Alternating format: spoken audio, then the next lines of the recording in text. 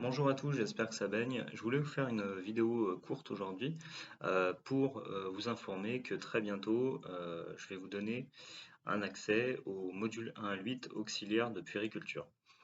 Jusqu'à présent, c'est vrai que cette chaîne YouTube en fait c'est principalement adressé à des futurs élèves aides-soignants. Donc voilà, moi c'était les études que j'avais fait, donc c'est vrai que voilà, j'étais parti de, on va dire, de cette position-là, de ce métier-là, et assez récemment, pendant les périodes d'examen, j'ai eu des demandes donc pour rédiger des documents, des dossiers d'entrée pour auxiliaire de puériculture. Et j'ai des personnes, pardon, qui m'ont fait la réflexion, la remarque comme quoi il y avait une formation aussi en ligne qui existe pour les aides-soignants. Donc, si vous êtes futur aide-soignant et que vous regardez cette vidéo, cette formation en ligne à tarif accessible peut vous intéresser.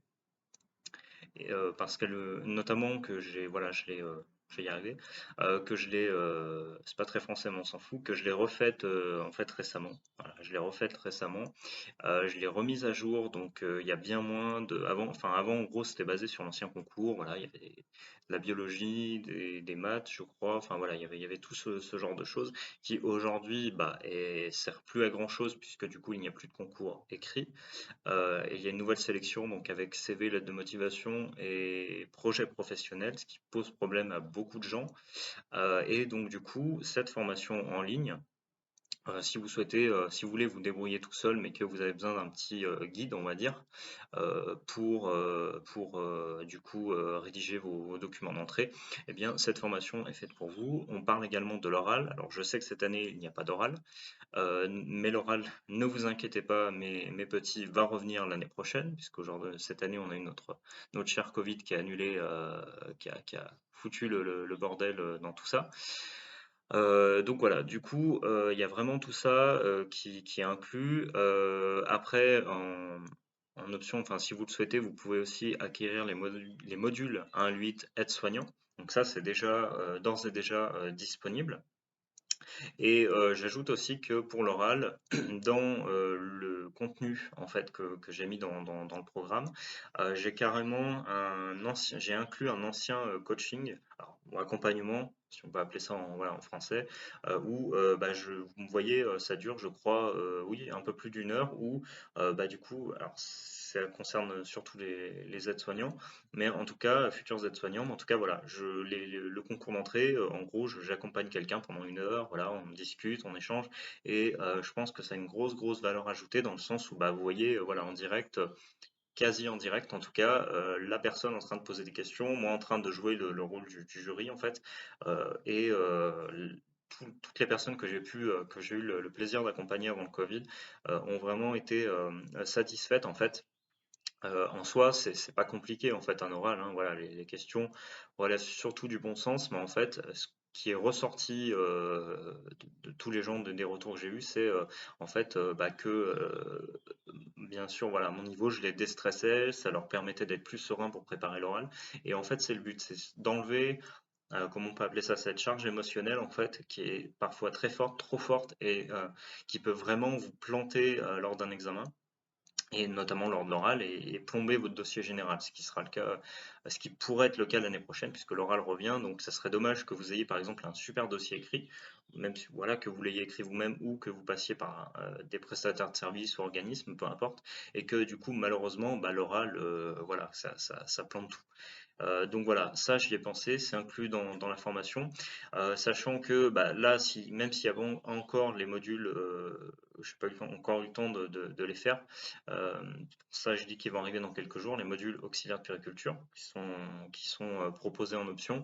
Eh bien, sachez déjà que voilà, les oraux et les propositions, enfin comment on appelle ça? Le fait de rédiger le document, tout ça, les différents conseils et tout, que vous soyez futur aide-soignant ou AP, voire même futur infirmier, en gros, les conseils sont les mêmes. Alors, petite exception quand même pour l'oral, parce que l'oral, infirmier est un cran au-dessus. Donc moi, j'ai jamais encore accompagné voilà, de futurs infirmiers dans l'oral. Mais en tout cas, voilà, le principe reste le même, c'est-à-dire que la rédaction de documents, on retrouve grosso modo les mêmes principes, hein, quel que soit le métier. L'oral, comme je disais, c'est la charge émotionnelle surtout qui est à gérer. Donc voilà, quel que soit votre métier, en gros, si vous êtes sur une de ces trois écoles, si vous postulez dans ces établissements, eh bien, il y a de fortes chances que du coup, cette formation vous intéresse, vous convienne. Voilà, c'était la petite vidéo que je voulais faire. Donc, vous pouvez d'ores et déjà, si vous le souhaitez, vous inscrire à la formation. Et bientôt, je mettrai en dessous de la vidéo un lien avec des fiches de révision offertes pour les auxiliaires, futurs auxiliaires de puériculture. Donc voilà, ça arrivera dans quelques jours, le temps que je me procure un livre.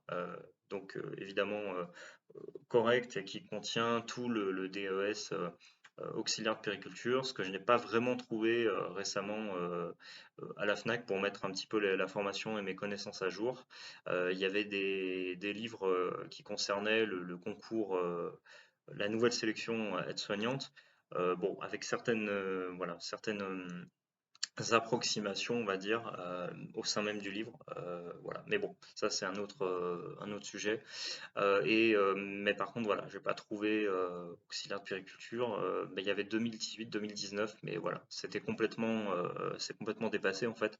Et voilà, en gros, ça n'existait pas. Donc du coup, c'est aussi pour ça que cette formation, elle est vraiment utile, parce que parfois, vous pouvez avoir certains ouvrages qui sont soit incomplets, soit inexistants tout simplement. Alors oui, il y a Internet, à force, on finit toujours par trouver sur Amazon, hein, se débrouiller, mais voilà, clairement, moi, en tout cas, avec toutes les personnes que j'ai accompagnées, avec l'expérience que j'ai, je peux vous permettre, notamment si vous êtes intéressé aussi pour la rédaction d'un dossier, ou même, de toute façon, si voilà, vous souhaitez vous inscrire à cette formation, bah, moi, avec mon expérience, le vécu que j'ai, voilà, et le fait que d'avoir accompagné bah, déjà des dizaines de personnes à rentrer en école, notamment aides-soignants et auxiliaires, eh bien, vous aurez aussi des conseils qui sortent un petit peu des sentiers battus, parce que vraiment, voilà, les livres, ça reste quand même très très conventionnel et c'est pas forcément adapté à la rédaction de documents. Il faut parfois des petites,